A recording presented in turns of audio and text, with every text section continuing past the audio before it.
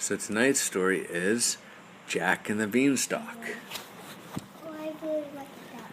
There was once a poor widow. Widow is a woman whose husband passed away, who lived in a little cottage with her son Jack. I think we never read Jack and the Beanstalk in this one. Oh, No. yeah, we did. Jack was a good-hearted and always meant well. Unfortunately, he was also careless and lazy. He did no work to help his poor mother, and so, little by little, they became very poor indeed. At last, one day, the widow found that she and Jack would surely starve unless she sold the one possession, one thing that they have, an old cow named Milky White. One morning, she went to her son. "Jack," she said, "take the cow to market and sell her for me, as I'm too weak to go myself. But be sure and get a good price for her." "Yes, mother," Jack replied, and he set off whistling as he went. He had not gone far when he met a butcher who was also on his way to the market. The butcher was carrying some strange, brightly colored beans in his hand.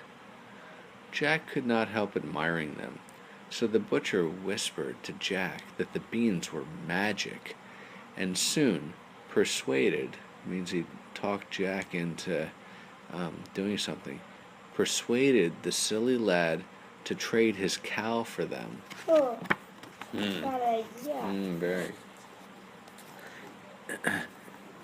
Jack was very proud of himself and ran home to show the beans to his mother. But when the widow learned what her son had done, she burst into tears. "Oh, Jack," she cried, "how could you be such a fool? Now we will surely starve." And taking the beans, she threw them out the window. Jack was truly sorry, but there was nothing to be done. That evening, he and his mother had only dry bread for supper. Then they both went sadly to bed. That night, Jack could not sleep. "Tomorrow, my poor mother will have nothing to eat," he thought miserably, "and it is all my fault." When the sun rose, Jack got up and walked out into the garden.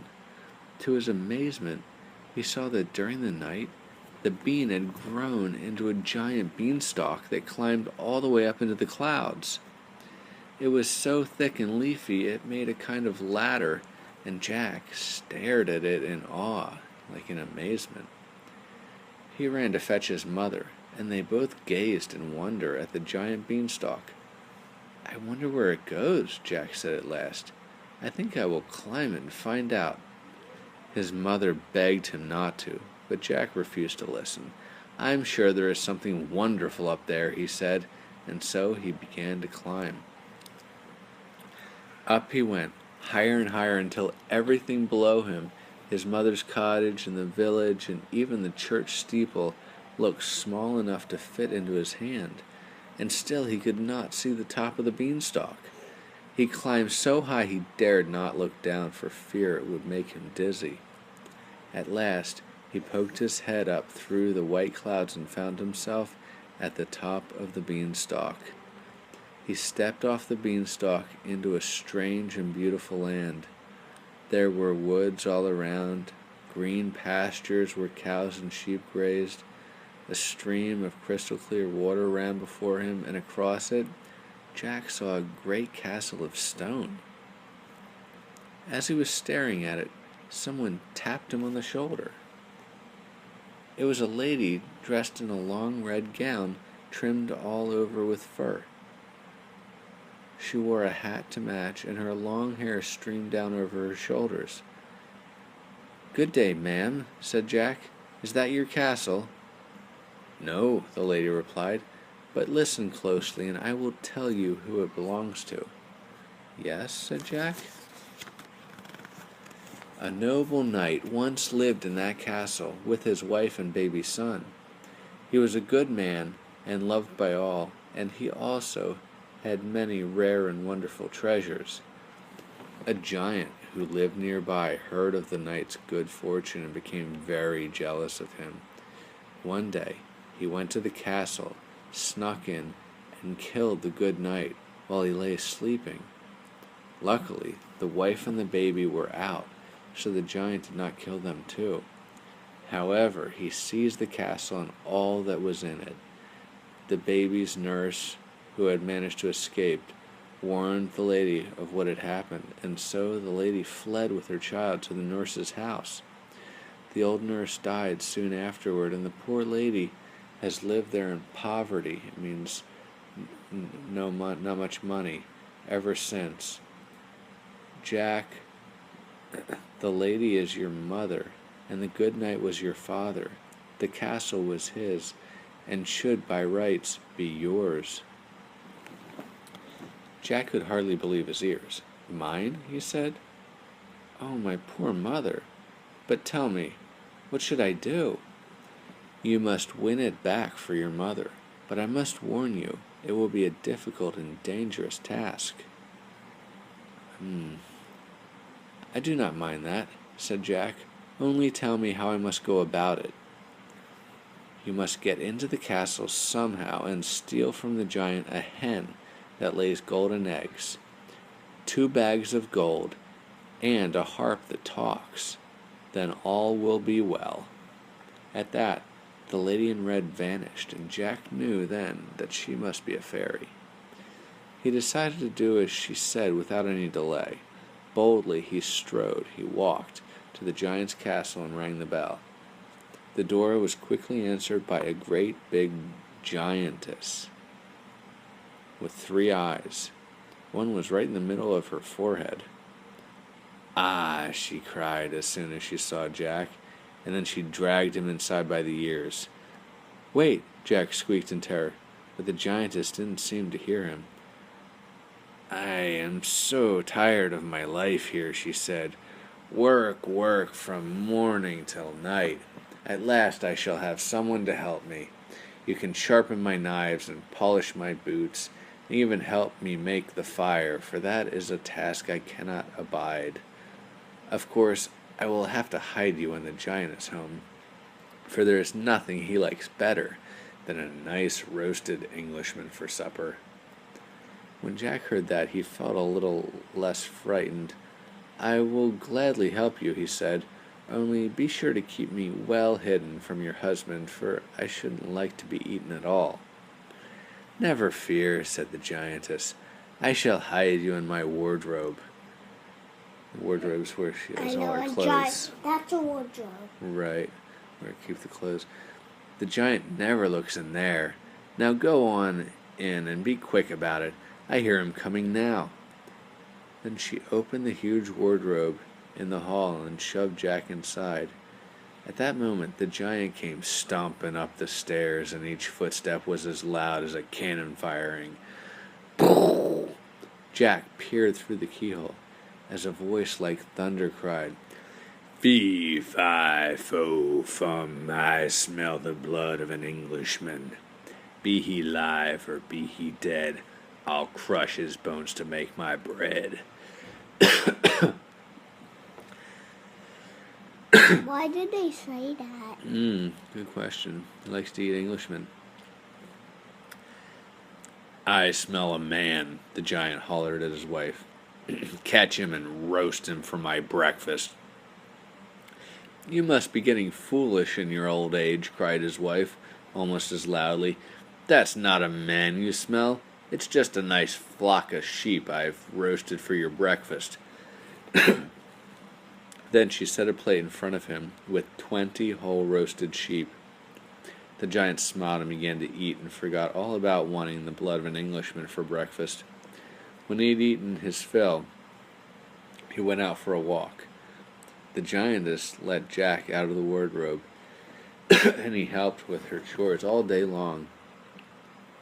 When evening came, the giantess hid him away again. Soon the giant came thundering up the stairs for his supper. Jack watched through the keyhole as the giant ate 6 cows, 27 chickens, forking the chicken's hole into his great big mouth. When he was finished eating, the giant called to his wife, Bring me the hen that lays the golden eggs. The giantess went away and soon returned carrying a little red hen. She set it down in front of the giant and went off to bed. The giant picked up the little hen and said, "Lay." Instantly, the little hen laid an egg of pure gold. "Lay," the giant said again. And again the hen laid a gold egg. Then he said it a third time, and she did so again. That must be the hen the fairy spoke of, Jack thought, and it must have belonged to my father once. Then, as Jack watched through the keyhole, the giant set the hen down, closed his big black eyes, and fell fast asleep, snoring so loudly the great stone wall shook. When he was sure the giant wouldn't wake up, Jack crept from the wardrobe. Grabbing the little red hen, he tiptoed out to the kitchen and slipped out the back door. Then he raced as far as he could back to the beanstalk and climbed down, holding the hen under his arm.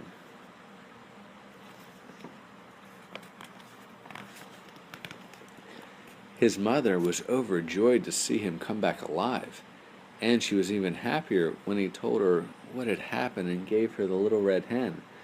Now, she said, their worries were over, and they would once again be rich and happy. Does being rich make you happy? No. Well, having a little bit more money would. Yeah, it's definitely. Good. They definitely need some more money, right? They're not happy. No, they're not. Can't really be. No, they're hungry. They're hungry. Yeah, you can't be happy when you have no food or money. It's much more difficult, right? And you're so hungry. If you're hungry, exactly. For a time, they lived pleasantly, but then Jack began to think. You would spend any, you would, you would sell the last thing you had. For food. Yeah. Right. At last. Definitely living by the paycheck. Yeah. Paycheck by paycheck. Paycheck to paycheck, yeah. Although they don't even seem to have a paycheck, so. What's paycheck? A paycheck, when you have a job and you get a paycheck, it's like a piece of paper that says the company that you work for or the person you work for is giving you a certain amount of money, and you take it to the bank and you get that amount of money, or you can deposit the paycheck into the bank and you'll have that much more money in your bank account. For a time. Do you get a paycheck for Cliff Island School? Yes, I got a paycheck for Cliff Island School. Mommy too? Mommy did also, yes. And not as big a one now. But Daddy, we don't need as much. We're not Daddy, do you think we had as much money? Do you think they had as much money as us when we were that one night that your credit card didn't work? Well, let me think about that. My credit card stopped working because we were crossing the border and we were using it in Panama, but we had lots of American cash, so we were fine. So we can use it in Panama? Yeah, because Panama takes U.S. cash. And when we came back to Costa Rica, we had colones. And we still had the debit card. And we still had the debit card, so we could take money from cash machines. We just couldn't use the credit card for a while until they sent us a new one. What, Daddy, why do you have to get a new credit card if you use it in Panama? Because the old one stopped working. For a time, they lived pleasantly, but then Jack began to think about the beanstalk again. At last he decided he must climb up it one more time. But first, he dyed his hair and disguised himself so the giantess would not recognize him. When he rang the bell, she dragged him inside she dragged him inside as before and again hid him in the wardrobe. "The last boy I let in was a thief," she said, "but you have an honest face. You have an honest face. An honest face, like trustworthy, right? Mm-hmm. She can trust him. However, you must be very quiet, or the giant will surely eat you. Soon the giant came in and shouted as before, "Fee, fi, fo, fum, I smell the blood of an Englishman. Be he alive or be he dead, I'll crush his bones to make my bread." "How ridiculous you are," said his wife. "That is only some nice big bullocks I've roasted for your supper." Then she set before him a dish piled high with steaming meat. The giant was quite satisfied and ate the bullocks as easily as if they had been sparrows. I think bulls. "Now," he said, when he had eaten his fill, "bring me my money bags, for I would like to count my gold before I sleep." Soon she came back with 2 huge sacks slung over her shoulders. Then she went off to bed. The giant opened the sacks and began to pour out heaps and heaps of glittering gold coins. Jack's eyes grew wider and wider as he peered at all the gold. "That too must have belonged to my father once," he thought. At last, tired of counting gold and more gold... But Daddy, then, if he just takes the bag and runs, that gold is still there. True. Yeah, you'd have to get it back in the bag. Yeah. At last, tired of counting gold and more gold, the giant put the coins back in the big sacks. Oh, he put them back in. Then he leaned back in his chair and was soon fast asleep, snoring so loudly that it sounded as though the whole world was crashing down. Jack tiptoed out of the wardrobe. He picked up the sacks of coins, which were almost too heavy for him to carry. Then he staggered, means he walked kind of crazy, to the beanstalk and climbed down as fast as he could. When he got back to his mother's cottage, he set the bags of gold on the table before her. "This is the gold the giant stole from my father," he said. His mother was happy to see it return to them, but she begged Jack never to go to the giant's castle again. "We have all we could wish for now," she said. Jack agreed, but after some time, he made up his mind to climb up the beanstalk one more time. This time he gets it. So, disguising himself again, up he went, and was soon ringing the bell of the castle once more. The giantess answered the door. "Ah," she said, "the last 2 boys who came here were thieves, but I must have someone to help me with all my chores, and you look honest to me." Then she dragged him inside and hid him in the big wardrobe. Presently the giant came marching home, and as he came through the door he roared, "Fee, fi, fo, fum, I smell the blood of an Englishman. Be he alive or be he dead, I'll crush his bones to make my bread." "You are so silly," shouted his wife. "You just smell the nice mutton," that's an old sheep, "stew I've cooked up for supper."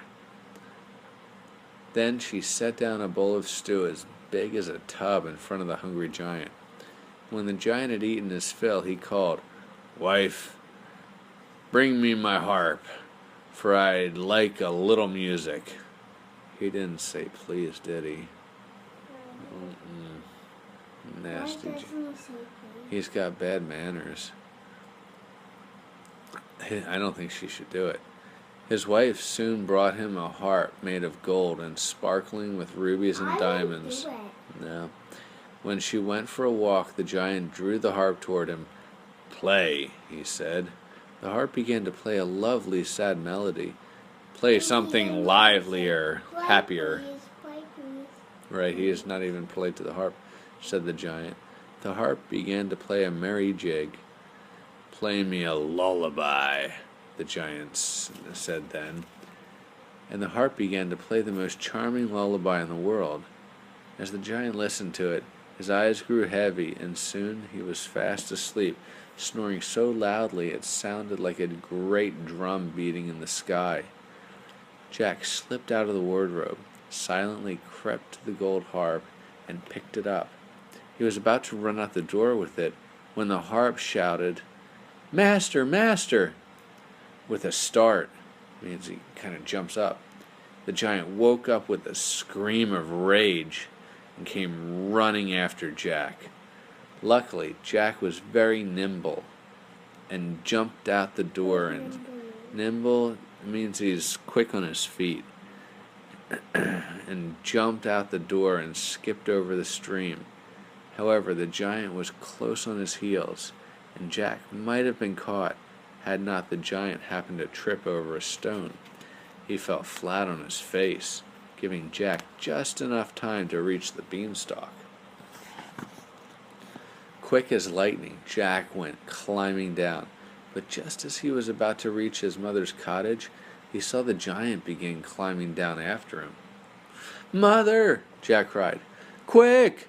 Fetch me the axe!" His mother came running with it. Jack grabbed it and with a single blow cut through the beanstalk.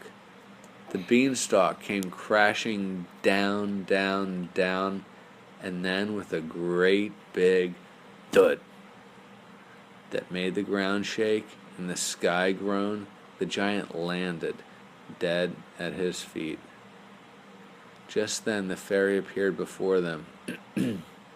"Jack," she said, "you have acted like a true knight's son, and now that you have won back your inheritance, you and your mother will live happily ever after.